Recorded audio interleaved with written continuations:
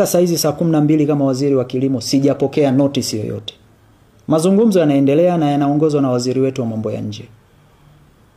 Lakini wakati mazungumzo yanaendelea, sisi hatuwezi kuendelea kuishi kuwa denied right hiyo. Kwa natangaza rasmi kuanzia usiku huu mambo yafuatayo kwa nchi hizi mbili.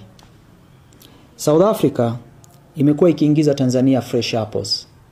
Kwa hiyo kuanzia leo ni marufuku kuingiza fresh apple ya South Africa Tanzania. South Africa inaingiza matunda mbalimbali yakiwepo zabibu na mengine. Kwa hiyo kuanzia leo ni marufuku kuingiza matunda. Kwa hiyo hatutaruhusu zao lolote linalotoka Afrika Kusini linalohusiana na kilimo ndani ya nchi yetu. Kuhusu nchi ya Malawi, mpaka sasa hawajafuta notice walioitoa.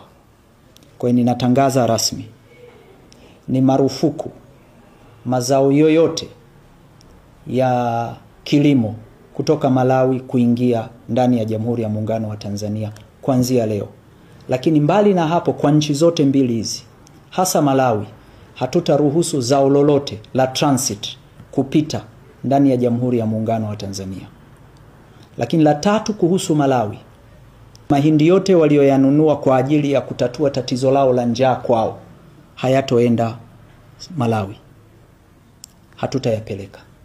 La tatu, tarehe 1 mwezi wa 5 walikuwa wanaanza kuchukua mbolea kwa ajili ya maandalizi ya msimu wao wa kilimo kutoka Tanzania. Hatutaruhusu mbolea yoyote kwenda Malawi. Nataka tu niseme, na hatua hii haihatarishi usalama wa nchi, haihatarishi food security.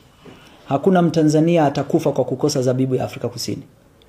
Hakuna Mtanzania atakufa kwa kukosa apple ya Afrika Kusini. Kwa hiyo tunachukua hatua hii kuprotect our business.